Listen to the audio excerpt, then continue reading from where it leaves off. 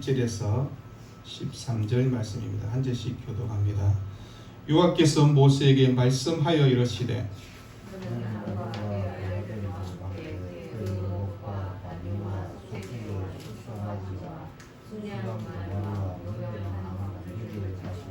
온 회중을 회막 문에 모으라.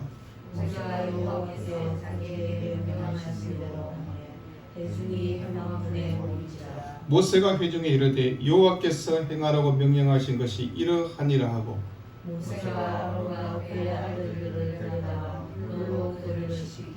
아론에게 속옷을 입히며 띠를 띄우고 겉옷을 입히며 에봇을 거쳐 입히고 에봇의 장식 띠를 띄워서 에봇을 몸에 메고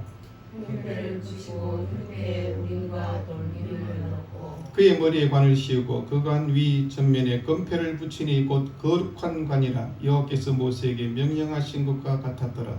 모세가 관을 가져다가 수막과 그 안에 있는 모든 것에 나가 거룩하게 하고 또 제단에 7번 뿌리고 또 그 제단과 그 모든 기구와 물두멍과 그 받침대 발라 거룩하게 하고 또 관유를 아론의 머리에 붓고 그 위에 발라 거룩하게 하고 다 같이 있습니다. 모세가 또 아론의 아들들을 데려다가 그들에게 속옷을 입히고 띠를 띄우며 관을 씌웠으니 여호와께서 모세에게 명령하신 것과 같았더라. 아멘.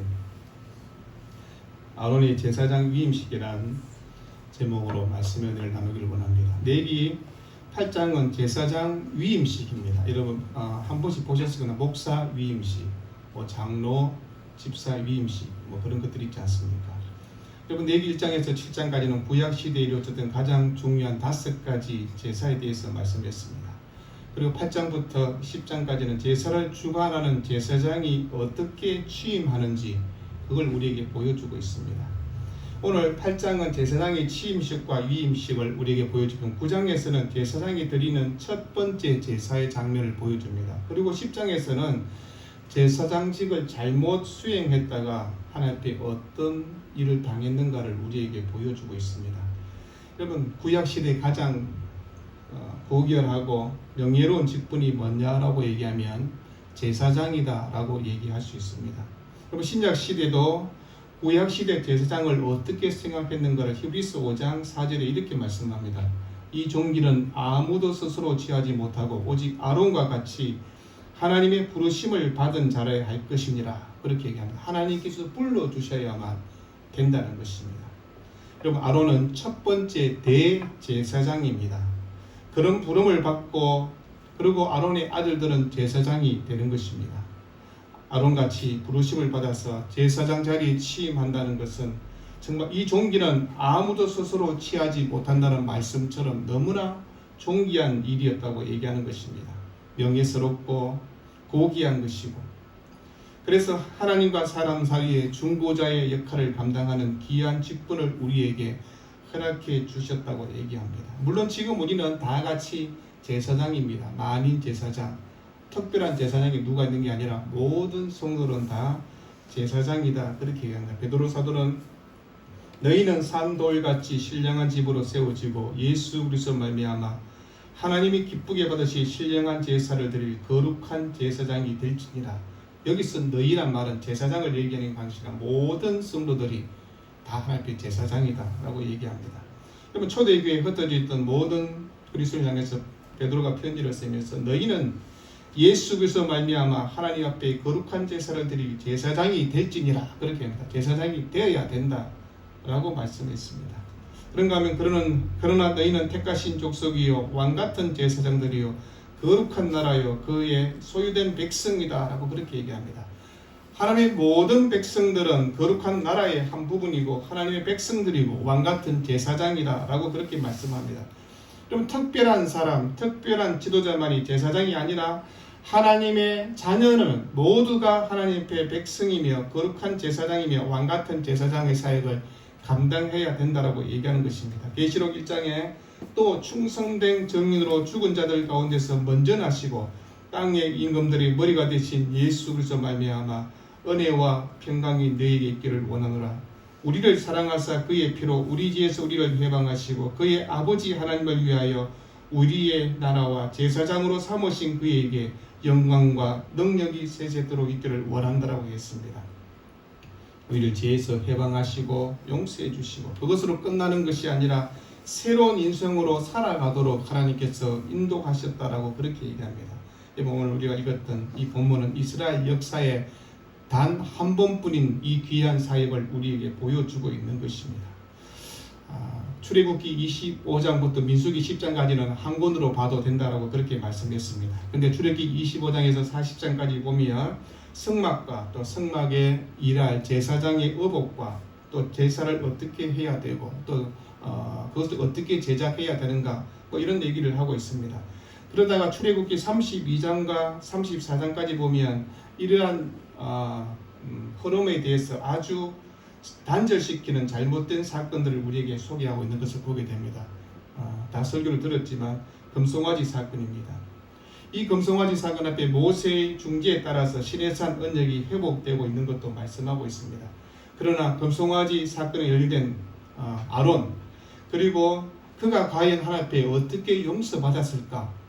이런 궁금하지 않습니까? 그런데 출애굽기 39장에서는 아론을 위해서 옷을 만들어주고 출애굽기 40장에서는 성막도 완성되고 그러면서 출애굽기가 끝나게 됩니다. 그런가 하면 레위기 1장에서 7장까지는 우리에게 이렇게 제사 지내야 된다. 제사법이 주어지며 아론에 대한 용서의 말씀이 여전히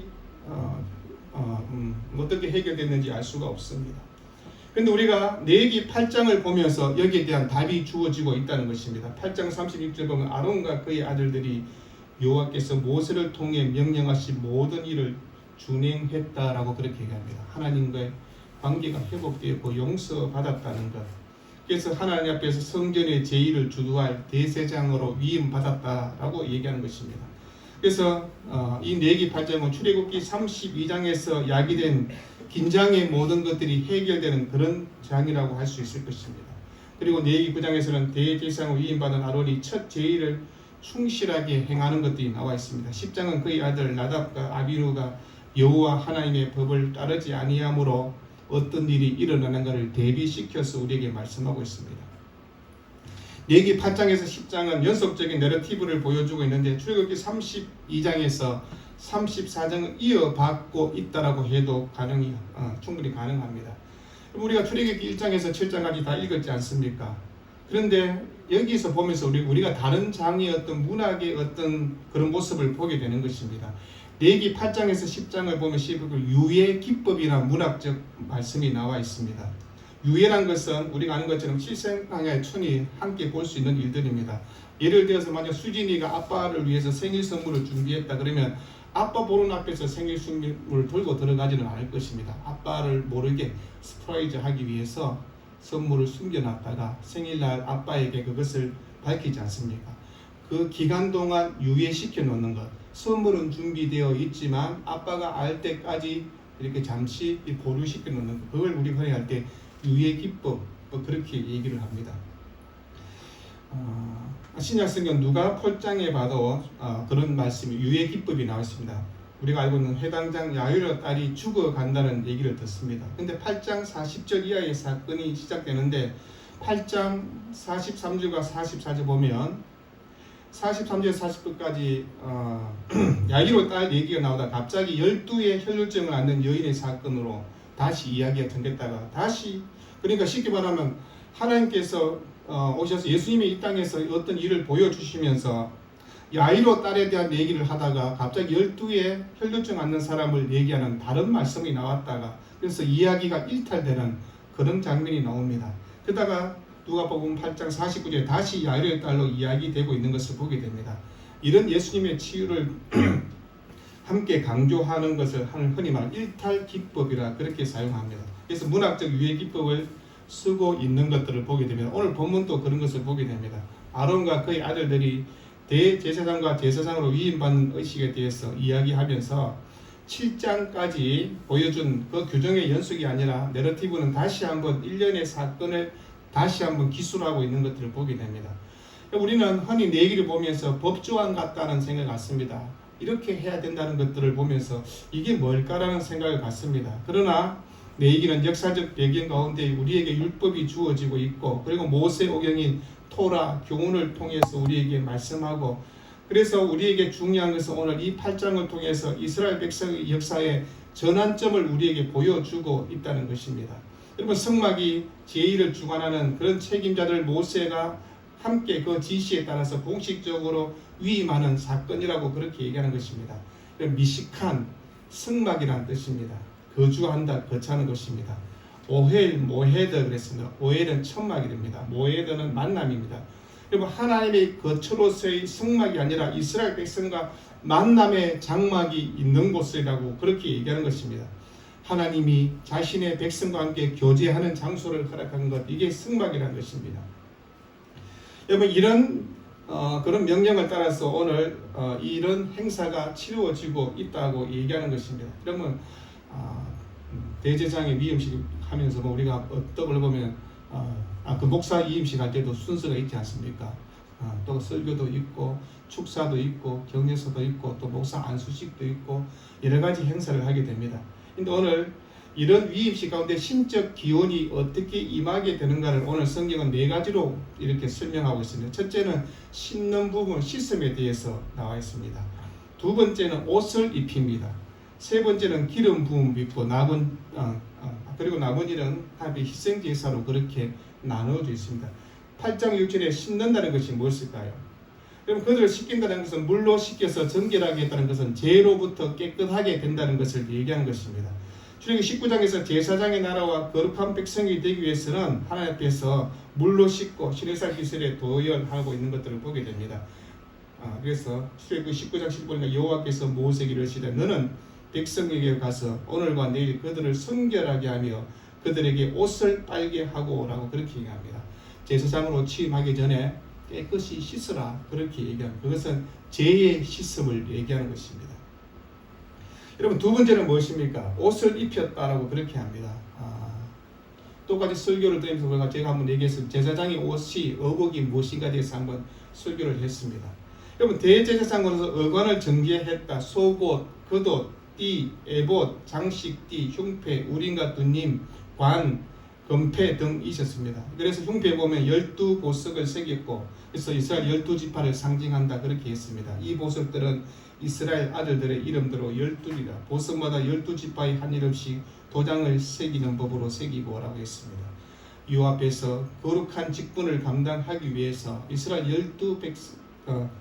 12지파를 대표해서 하고 있는 것입니다. 내가 그들에게 나를 섬길 제사장 직분을 위임하여 그들을 거룩하게 하기를 이러하니 곧 어린 수수 하나와 흠없는 수양 둘을 택하고 그렇게 합니다.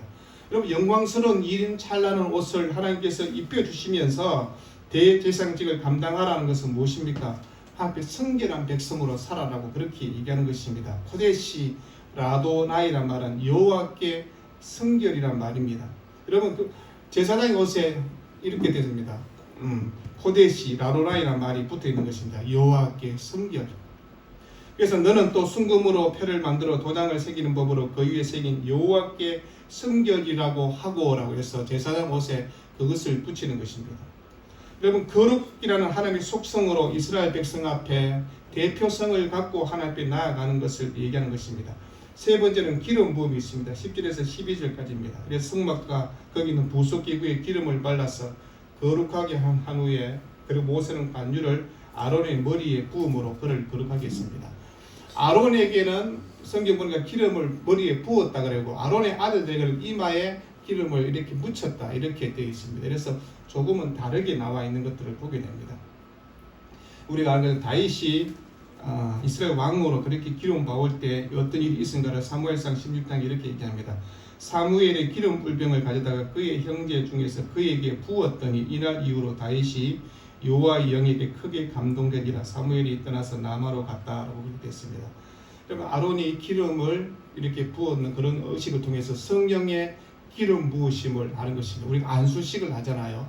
아마 그런 것을 떠올려 보시면 될 것입니다. 그래서 대제사장 그 직을 잘 감당하기 위해서 성령의 능력을 받는 것에 상징적으로 그렇게 보여주는 것입니다. 그럼 그러면서 그 성령의 지혜로 부살레가 오홀리압이 성전 기구를 만들었던 것, 자신의 지혜로 만드는 것이 아니라 성령의 지혜 가운데 성전 모든 기구를 만들었던 것처럼 성령의 충만한 가운데 이런 것들을 얘기하는 것입니다. 아론에게 가장 영광스러운 날이 어떤 날이었습니까? 우리가 함께 천국에 가서 만나서 얘기하면 아론이 얘기합니다. 너희들 레위기 8장 받지 않느냐고. 그때 내 그 감동, 그 은혜, 그것은 잊을 수 없는 일이었다고 아마 그렇게 얘기할 것입니다. 여러분, 이스라엘 백성들이 하나님께 나아갈 수 있는 일들을 행할 때 대제사장으로 아론이 부름을 받고 그렇게 나아가는 영광스러움이 있지 않습니까?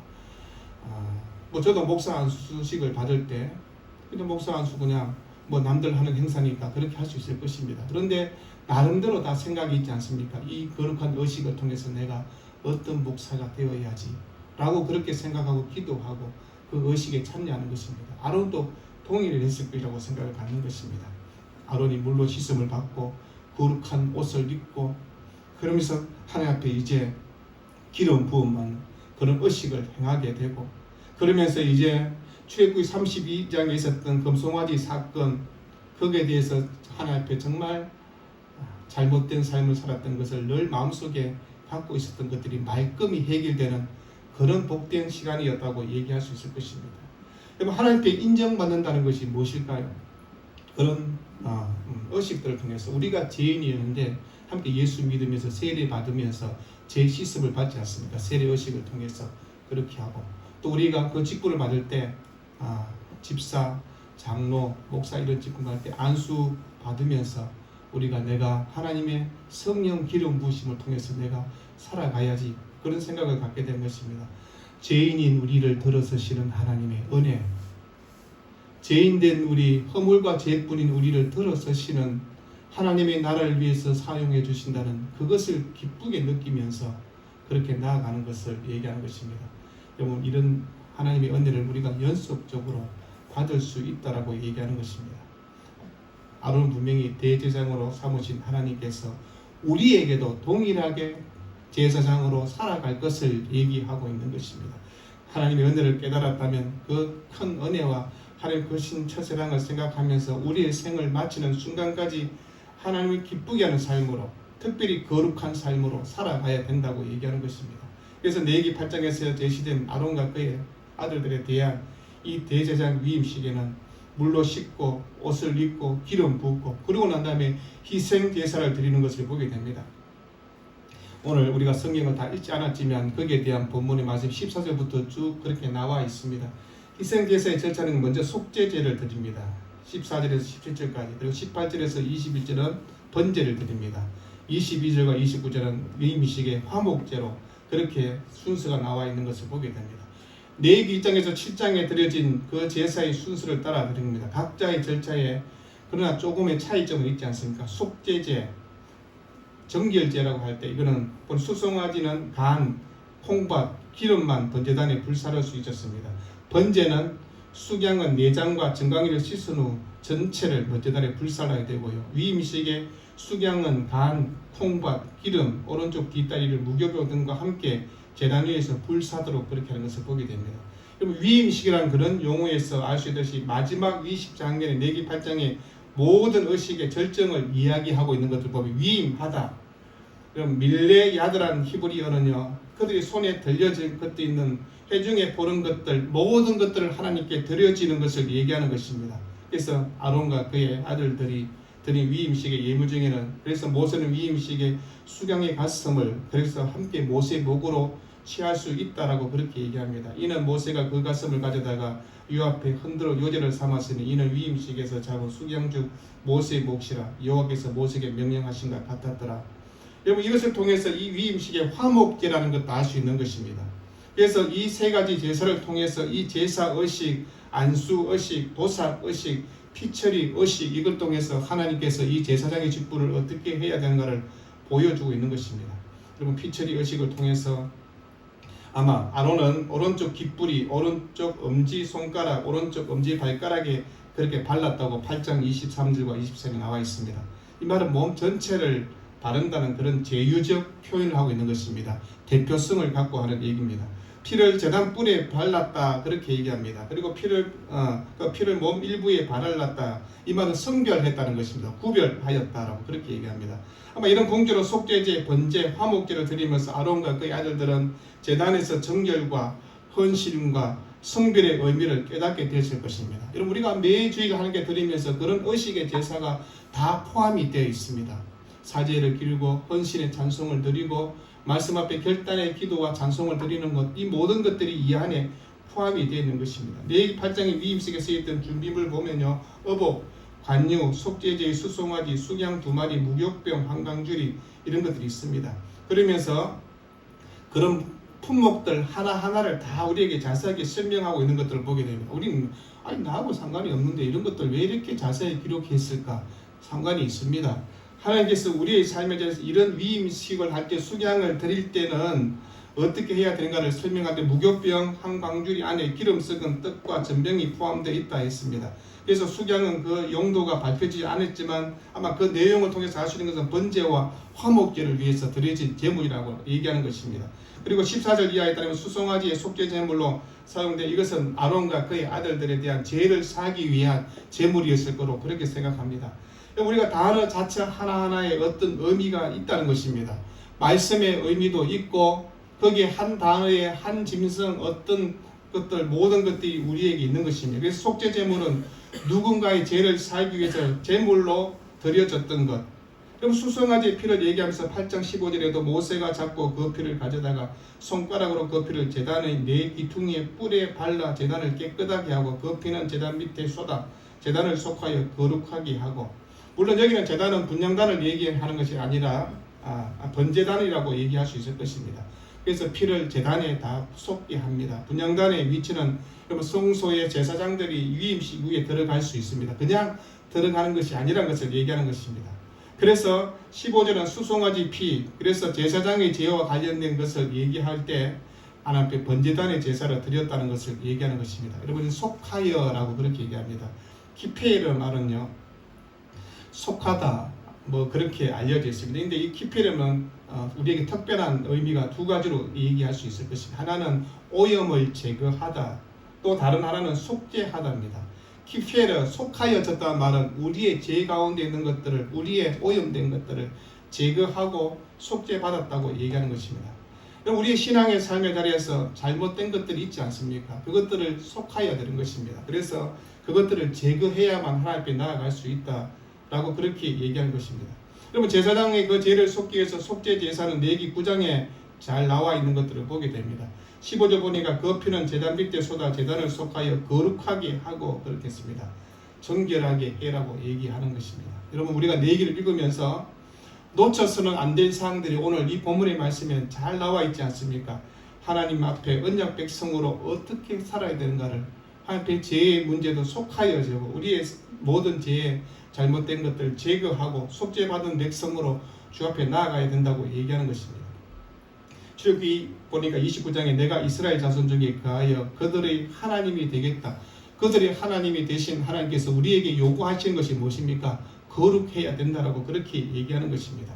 그럼 하나님께서 성막을 만드시고 그 성막에서 제사를 드릴 수 있는 제사장으로 부르시고 아마 이런 일을 통해서 하나님 앞에 나아갈 수 있는 길을 우리에게 허락해 주셨다고 얘기하는 것입니다. 그래서 레위기 1장에서 여호와께서 회막에서 모세를 부르시고 그에게 말씀하여 이르시되 이스라엘 자손에게 여호와께 예물을 드리려거든 가축 중에서 소나 양으로 예물을 드릴지니 그렇게 얘기합니다. 여러분 회막은 하나님을 만날 수 있는 장소입니다. 그런가 하면 또 한 가지는 하나님 앞에 제사를 지낼 수 있는 곳이다라고 그렇게 얘기하는 것입니다. 그래서 제사장을 공적으로 위임하고 그 일을 행하도록 오늘 얘기하는 것이 레위기 8장의 내용이라는 것입니다. 이 위임식은 여호와 하나님께서 드린 자인 모세가 이끌어가고 있는 것들을 보게 됩니다. 그래서 모세는 아론과 그의 아들을 성별할 뿐만 아니라 수송아지의 피를 제단에 바르므로써 제단 또한 거룩하게 했다라고 그렇게 말씀합니다. 여러분 하나님의 집도 거룩해야 됩니다. 그렇지만 제사장들도 거룩해야 되고 성막으로 나아가는 언약 백성도 거룩해야 된다고 얘기하는 것입니다. 그래서 레위기 8장은 세 번째 단계의 근간인 처음 두 단계를 다루고 있는데, 이러한 사실은 새 예루살렘에서 하나님의 영원한 교제를 누릴 교회가 어떤 공동체가 되어야 되는가를 우리에게 알려주는 말씀입니다. 계시록 22장 보면요, 개들과 점술가들과 음행하는 자들과 살인자들과 우상 숭배자들과 거짓말을 좋아하며 지어내는 자는 다 성 밖에 있다. 이 말은 무엇입니까? 하나님 앞에 거룩하지 않는 자들은 하나님 앞에 나아올 수 없다는 것을 얘기하는 것입니다. 하나님은 거룩하신 분입니다. 그래서 우리가 거룩한 백성이 되어 하나님 앞에 나아가야 된다는 것을 우리에게 보여줍니다. 여러분, 지금 세상은 어떤 세상입니까? 세상 사람들도 얘기합니다. 소돔과 고모라 같은 세상이라고 그렇게 말하지 않습니까? 여러분, 그런 타락한 세상 가운데 교회와 성도의 책임이 얼마나 큰가를 오늘 우리에게 말씀하는 것입니다. 우리를 왕같은 제사장으로 부르시고 거룩한 나라가 되게 하시고 하나님의 소유된 백성으로 부르셨다면 우리는 하나님의 아름다운 덕을 선포하며 살아가야 된다고 그렇게 얘기하는 것입니다. 우리가 정말 세상 가운데 빛으로 소금으로 그렇게 살고 있습니까? 라고 질문하면 어떻게 대답하겠습니까? 하나님의 거룩함을 내 가정과 일터와 세상 가운데서 증거하고 있는가를 하나님께서 우리에게 지금 얘기하고 있는 것입니다. 너는 세상 가운데 빛이냐? 너는 세상 가운데 소금이냐고. 여러분, 소금이 그 맛을 잊지 못하면 다 밝혀집니다. 세상 사람에게 밟히면서 조롱거리가 되지 않습니까? 우리가 지금 어떤 삶을 살고 있는가를 오늘 이 말씀을 통해서도 충분히 얘기하고 있는 것입니다. 여러분, 구약의 제사법 아는 것도 중요합니다. 그러나 더 중요한 것이 무엇입니까? 하나님의 거룩한 삶을 내 삶의 자리에서 회복해 가는 것입니다. 내가 정말 거룩한 모습인가요? 여러분, 너희는 거룩하는 주님의 명령 앞에 정말 부끄럽지 않는 믿음으로 살고 있는지 성찰해 보라고 얘기하는 것입니다. 여러분, 레위기 10장은요, 거룩하지 못하고 함부로 제사를 드렸던 아론의 아들 나답과 아비누의 비극적인 모습을 왜